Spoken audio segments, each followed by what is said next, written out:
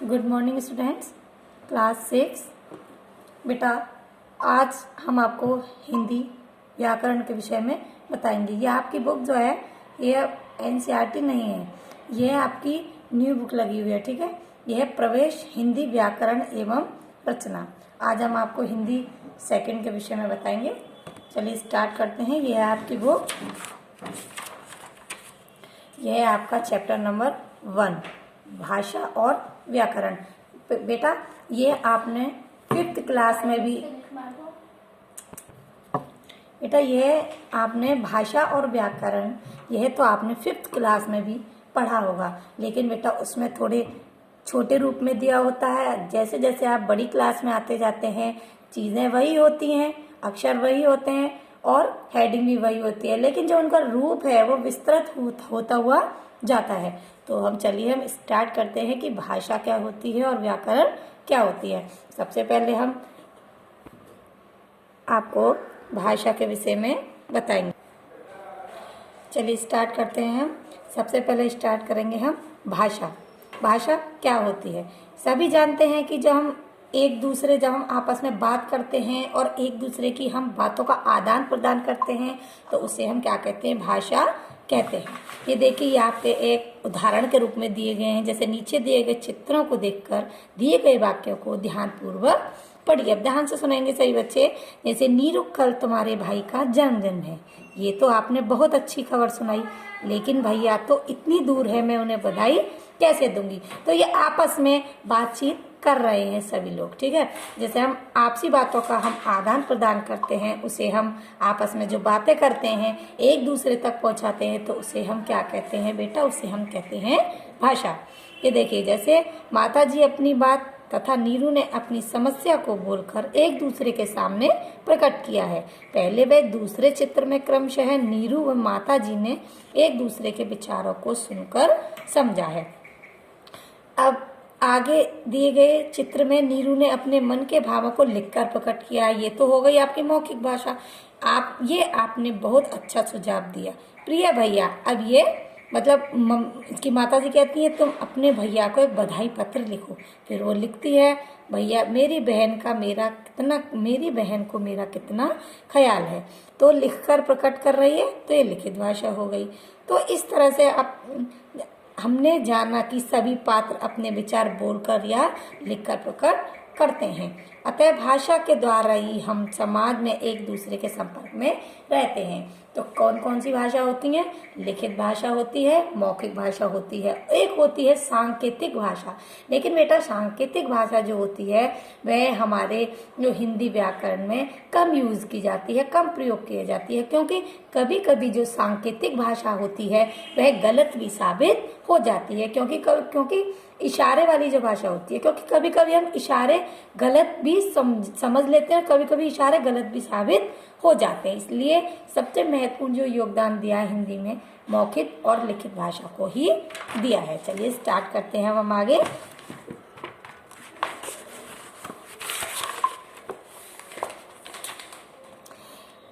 पूरे विश्व में विभिन्न भाषाएं और भाषाएं बोली जाती हैं। ये विभिन्न भाषाएं पूरे देश की। देखिए देश है, ठीक है, ये इनकी भाषा है। जैसे आप सभी बहुत से बच्चे जानते भी होंगे, जैसे भारत में हिंदी बोली जाती है, स्पेन में स्पेनिश बोली जाती है। छोटे छोटे क्वेश्चन निकल के आते हैं।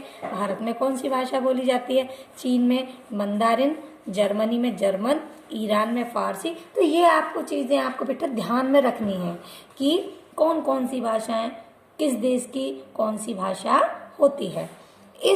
इसी प्रकार हमारे भारत देश में भी भाषाओं में विविधता मिलती है। वैसे अधिक प्रयोग हिंदी भाषा का ही होता है। हमारे यहाँ जो राष्ट्रीय भाषा बताई गई है वह हिंदी है, लेकिन अंतर्राष्ट्रीय भाषा है। भाषा तो खैर बोली जाती है हिंदी, लेकिन अब जो योगदान है हिंदी का अब थोड़ा कम होता चला जा रहा है। अब इंग्लिश को अंतर्राष्ट्रीय भाषा बोला जाता है और इसको राष्ट्रभाषा बोला जाता है। ठीक है, किंतु विभिन्न राज्यों की अपनी अपनी भाषाएं होती हैं। अपनी अपनी भाषा विभिन्न राज्यों की होती हैं। जैसे उदाहरण है, ये देखिए, ये देश थे, ये राज्य हैं। अपने देश में अलग अलग राज्य होते हैं, उन राज्यों की अपनी अपनी अलग अलग भाषाएं होती हैं। जैसे पंजाब में पंजाबी, बंगाल में बंगाली, ओडिशा में उड़िया, केरल में मलयालम, जम्मू कश्मीर में कश्मीरी, असम में असमिया, तमिलनाडु में तमिल, कर्नाटक में कन्नड़, आंध्र प्रदेश में तेलुगु, गुजरात में गुजराती भाषा बोली जाती है। तो यह भी आपको ध्यान में रखना चाहिए। ठीक है, कौन से देश में कौन सी भाषा बोली जाती है और किस राज्य में कौन सी भाषा बोली जाती है। आई होप यहाँ तक आपको क्लियर हो गया होगा। चलिए स्टार्ट करते हैं हम आगे। भारत में बहुत सी भाषा बोली जाती हैं, किंतु हिंदी के सर्वाधिक प्रयोग के कारण ही हिंदी को हमारे देश की राजभाषा होने का गौरव प्राप्त हुआ है। राजभाषा बोली जाती है, सबसे पहले हिंदी बोली जाती थी। हिंदी एकमात्र ऐसी भाषा है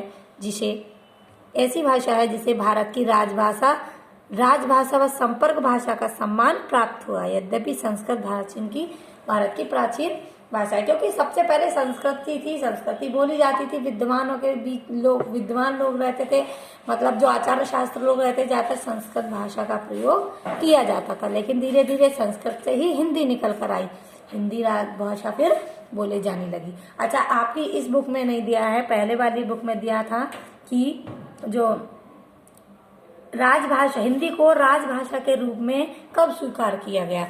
तो हिंदी को राजभाषा के रूप में 14 सितंबर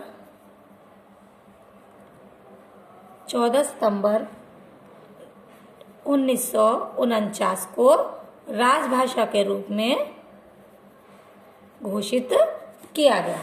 राजभाषा के रूप में घोषित किया गया। अब क्वेश्चन आता है कि हिंदी दिवस कब मनाया जाता है। तो हिंदी दिवस कब मनाया जाता है? 14 सितंबर को। कब मनाया जाता है? 14 सितंबर को हिंदी दिवस। ये तो हो गया हिंदी दिवस 14 सितंबर को। एक होता है विश्व हिंदी दिवस, एक होता है विश्व हिंदी दिवस, वह मनाया जाता है 10 जनवरी।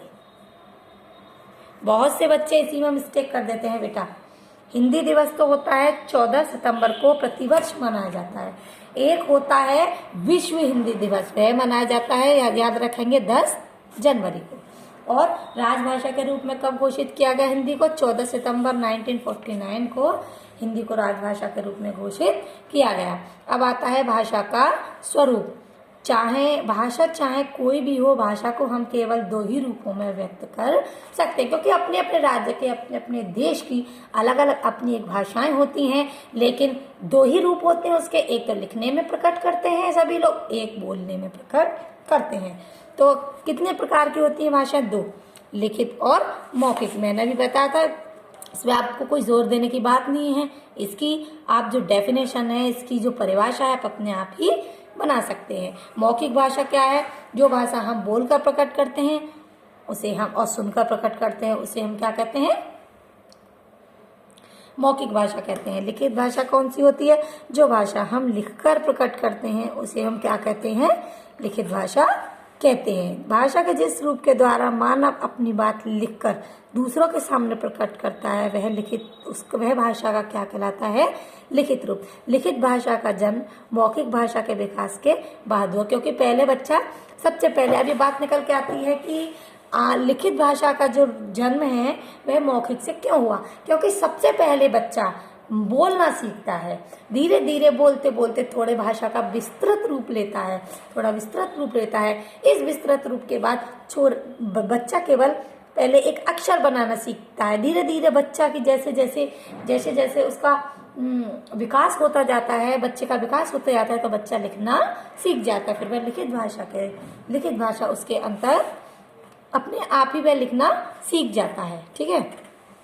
मौखिक भाषा तो मैंने अभी बताई है, जो भाषा को हम बोलकर प्रकट करते हैं वह मौखिक भाषा होती है। ठीक है बेटा, तो आप यहाँ तक अब ये देखिए, तुलसीदास जी अपने विचारों को लिखित रूप प्रदान कर महाग्रंथ रामचरितमानस की रचना की, जिससे पढ़कर हम आज विचारों से प्रेरणा। तो यहाँ पर लिखित भाषा करी थी और उसे हम मौखिक के रूप में प्रकट करते हैं। तुलसीदास जी ने रामचरितमानस लिखित में रूप में प्रकट की थी, जिसे हम मौखिक के रूप में प्रकट करते हैं।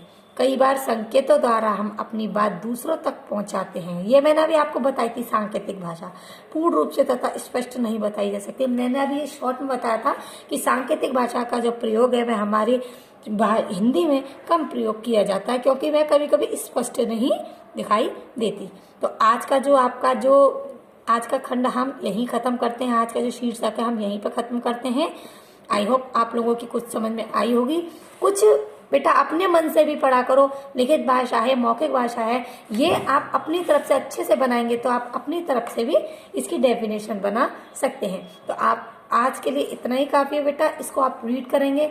जो समझ में नहीं आता है वो मुझसे आप डायरेक्ट कॉल करके, बहुत से बच्चे पूछते हैं जिन बच्चों को समझ में नहीं आता है आप मुझसे कॉल करके पूछ सकते हैं। इनको आप रीड करेंगे कि किस देश में कौन सी भाषा बोली जाती है केवल बेटा। इसे आप अच्छी तरह से पढ़ना, और अगर आपकी समझ में आता है तो मुझे बताना, नहीं आता है तब भी मुझे बताना। ओके बेटा, आप इसको रीड करना। Thank you.